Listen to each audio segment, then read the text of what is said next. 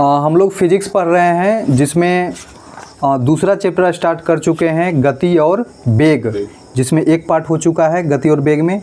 आज इसका second part start किए हैं। तो देखिए आज ग्राफ इसमें पढ़ना है। तो विस्थापन और समय के बीच ग्राफ खींचेंगे तो क्या प्राप्त होगा? विस्थापन और समय ग्राफ से वेग प्राप्त होता है। ठीक है, विस्थापन और समय ग्राफ से क्या प्राप्त होगा? वेग। क्या प्राप्त होगा? वेग। क्योंकि विस्थापन बटा समय वेग, इससे याद रखिएगा कि विस्थापन बटा समय वेग होता है। तो विस्थापन और समय ग्राफ से क्या प्राप्त होगा? वेग। और वहीं अगर बात करें वेग समय ग्राफ, वेग और समय, वेग समय ग्राफ के बीच क्या प्राप्त होगा? त्वरण।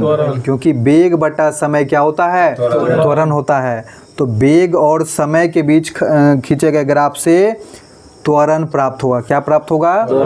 तो विस्थापन और समय ग्राफ से क्या प्राप्त होगा? विस्थापन और समय से वेग, विस्थापन और समय से और वेग समय ग्राफ से त्वरण, वेग समय ग्राफ से त्वरण प्राप्त होगा। ठीक है, अब सुनिए, वेग समय ग्राफ के क्षेत्रफल से, वेग समय ग्राफ के क्षेत्रफल से हमें विस्थापन प्राप्त होता है। बहुत इंपॉर्टेंट है। वेग समय ग्राफ खींच दिए और उसका क्षेत्रफल से हम लोग को क्या प्राप्त होगा? विस्थापन। क्या प्राप्त होगा? हाँ, तो वेग समय ग्राफ के क्षेत्रफल से क्या प्राप्त होता है? विस्थापन प्राप्त होता है। ठीक है, अब आगे आइए। ऊर्ध्वाधर गति, सरल रेखीय समीकरण हम लोग पढ़ चुके हैं। सरल रेखीय गति समीकरण v बराबर u plus a t, s बराबर u t plus half a t square, v square बराबर u प्लस 2as। ठीक है, u स्क्वायर प्लस 2as। हाँ, v square by u square plus 2as। तो ये सरल रेखीय समीकरण था, सरल रेखीय समीकरण, जो कि पिछले क्लास में भी इसका बता चुके हैं। अब आइए ऊर्ध्वाधर गति समीकरण। ऊर्ध्वाधर यानी ऊपर और नीचे अगर हम कोई चीज़ को गति करा रहे हैं तो उसका क्या समीकरण होगा? तो ऊर्ध्वाधर गति, तो सुनिए, अगर हम नीचे की ओर फेंकेंगे, कोई भी वस्तु को नीचे की ओर गिरा रहे हैं तो वहाँ पे क्या हो जाएगा? गुरुत्वाकर्षण जी का मान प्लस हो जाएगा। ऊपर से अगर नीचे की ओर गिरा रहे हैं तो क्या हो जाएगा? प्लस। क्या हो जाएगा? प्लस। और वही बात करें, ऊपर से नीचे से हम ऊपर की ओर किसी चीज़ को फेंक रहे हैं ऊपर की ओर, तो जी का मान क्या होगा? माइनस। घटता है ना, तो माइनस, जी का मान माइनस। ठीक है, अब देखिए, तो ध्यान रखना है, नीचे से ऊपर की ओर, नीचे से ऊपर की ओर कोई चीज़ को फेंका जा रहा है तो क्या होता है? वेग क्या होता है? घटता है। वेग घटता है और वेग क्या हो जाएगा? जीरो हो जाएगा। अगर नीचे से कोई चीज़ ऊपर की ओर फेंक रहे हैं तो वेग घटेगा और घटते घटते एक पॉइंट पे क्या होता है? शून्य हो जाता है। और यदि हम बात करें ऊपर से नीचे की ओर किसी वस्तु को फेंक रहे हैं, ऊपर से नीचे की ओर, तो वेग क्या होता है? बढ़ता है। वेग बढ़ता जाता है। ठीक है, और शून्य कब होता है उसमें? प्रारंभिक वेग में नहीं, जब ऊपर से हम लोग नीचे को फेंकेंगे। ये ध्यान रखना है, न्यूमेरिकल में बहुत काम देगा। ऊपर से अगर नीचे की वस्तु को हम गिरा रहे हैं तो वहाँ पे u जीरो होगा। क्या होगा? u जीरो होगा और उसका वेग बढ़ता जाएगा। अब भी कुछ ना कुछ वेग होगा टकराने पर भी। और वहीं अगर हम बात करें नीचे से ऊपर की ओर फेंकें, नीचे से ऊपर की ओर फेंकें तो वेग घटता जाता है, यानी अंतिम वेग भी वहाँ पे क्या होगा? जीरो होगा। u इसमें जीरो नहीं होता। ठीक है, तो सुनिए, अगर नीचे की ओर आ रहे हैं तो v बराबर u plus G T, v बराबर u प्लस जी टी। ठीक है, देखिए जी टी सरल रेखीय में हम लोग रैखिक त्वरण a का प्रयोग करते हैं, और वहीं ऊर्ध्वाधर गति में कोई चेंजिंग नहीं है फॉर्मूला में केवल ए के जगह जी का प्रयोग करते हैं, यानी गुरुत्वीय त्वरण का प्रयोग करेंगे। यानी v बराबर क्या हो जाएगा, u plus G T, you plus G T. और दूसरा जो था उसमें रेखीय में s बराबर U T plus half a t square था। s हम लोग दूरी के लिए यूज करते हैं, विस्थापन के लिए। हाइट में हम लोग s के जगह ऊंचाई का प्रयोग यानी h का प्रयोग करेंगे, यानी h बराबर U T plus half G T square, half G T square. और वहीं तीसरा बात करें वी स्क्वायर बराबर you square plus 2GH, 2GH आ जाएगा। ठीक है, S के जगह पे H आ जाएगा। तो ये हमारा नीचे की ओर है, किसी वस्तु को नीचे की ओर गिरा रहे हैं तो सारा सूत्र यानी प्लस में होगा। ठीक है, अगर किसी वस्तु को हम ऊपर की ओर फेंक रहे हैं तब सूत्र क्या होगा, सारा का सारा माइनस में हो जाएगा, क्योंकि G माइनस हो जाता है।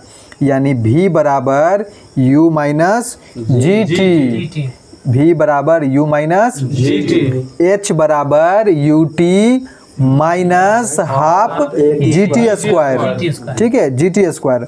और V स्क्वायर बराबर U स्क्वायर माइनस 2GH। ठीक है, तो कुछ भी चेंजिंग नहीं है, सरल रेखीय समीकरण वाला ही सारा फॉर्मूला है। सिर्फ थोड़ा सा इसमें ध्यान रखिएगा कि ए के जगह जी आ जाता है और नीचे की ओर गिरा रहे हैं तो सारा सूत्र प्लस में लीजिए, अगर ऊपर की ओर कोई वस्तु जा रहा है तो सारा सूत्र माइनस में लीजिए, और कोई अंतर नहीं है। उसके बाद देखिए सदिश और अदिश, सदिश और अदिश। तो सदिश और अदिश, तो सदिश क्या होता है, सदिश में दिशा होती है, सदिश में दिशा होती है और परिमाण होती है। सदिश में दिशा और परिमाण दोनों होती है, वहीं अदिश में दिशा नहीं होती, केवल परिमाण होती है। अदिश में केवल परिमाण, सदिश में परिमाण के साथ साथ दिशा। ठीक है, अब सुनिए, सदिश जो है, सदिश बीजगणितीय नियम का पालन नहीं करता। ठीक है, ये गलत लिखा हुआ है, करता है। सदिश जो है बीजगणितीय नियम का पालन करता है। ठीक है, ना सही लिखा हुआ है। बीजगणितीय मतलब होता है अलजेब्रिक रूल्स होता है, जो कि आसानी से मतलब जोड़ना घटाना। ठीक है, तो सदिश मतलब दिशा वाला है ना, तो ये वेक्टर नियम पे चलता है ना। ठीक है, तो ये बीजगणितीय नियम का पालन नहीं करता, बीजगणितीय नियम का पालन, इसको हम डायरेक्ट नहीं जोड़ सकते हैं। ठीक है, इसमें सदिश का नियम चलता है जोड़ने घटाने के लिए।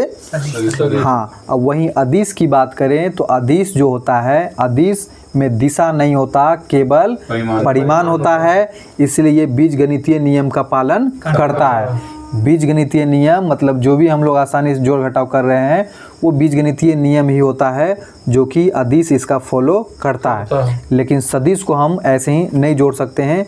ठीक है, वो वेक्टर नियम पे काम करता है।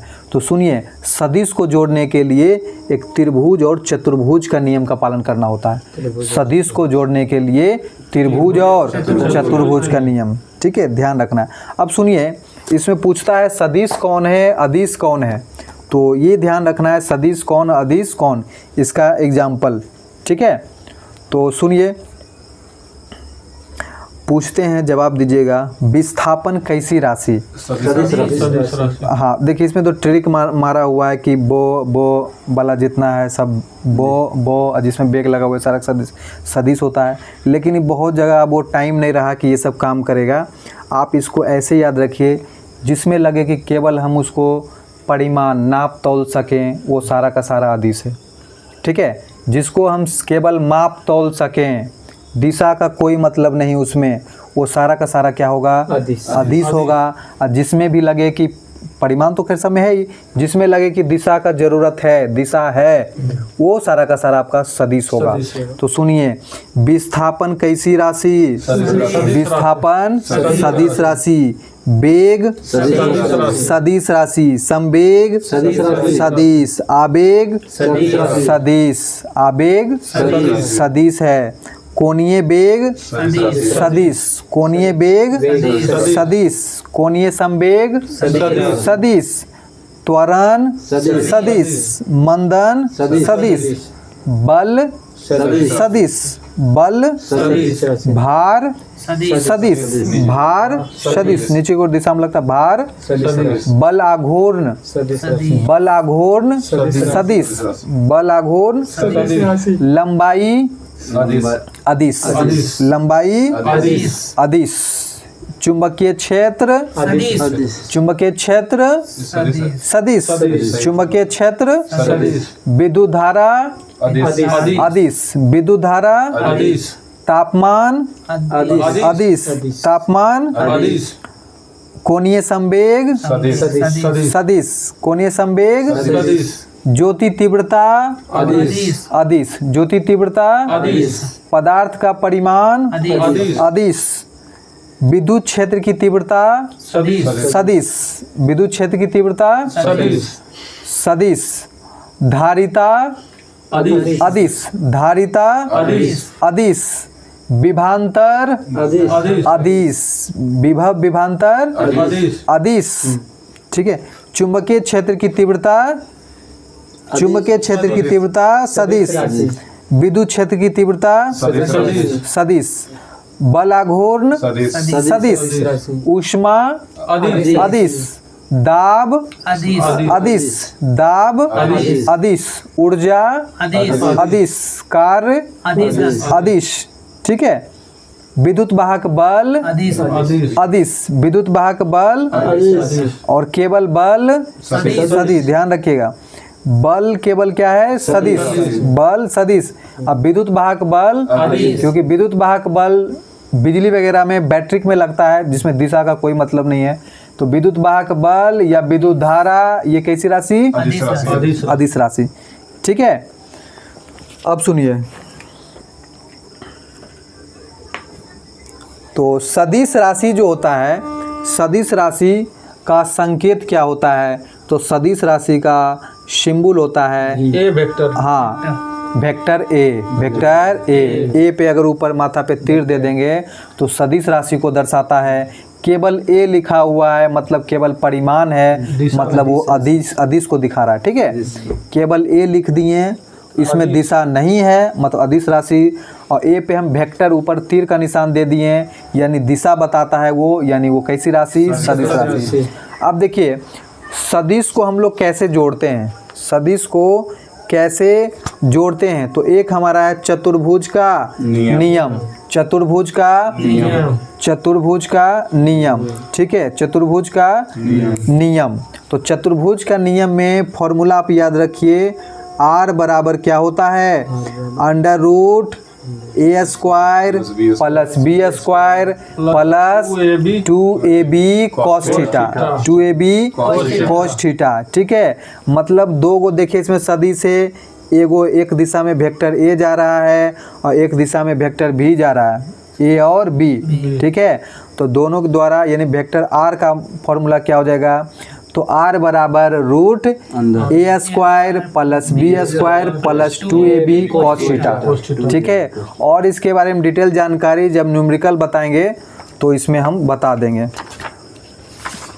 उसके बाद देखिए सदिशों का गुणनफल, सदिशों का तो सदिशों का गुणनफल जो होता है vector A dot vector B का फॉर्मूला क्या होता है, A B cos theta, dot रहता है तो कॉस थीटा लगता है, vector A dot vector B यानी ए बी कॉस थीटा। और वही बात करें vector A cross vector B क्या हो जाता है, A B sine theta, A B sine theta, ठीक है, ए बी।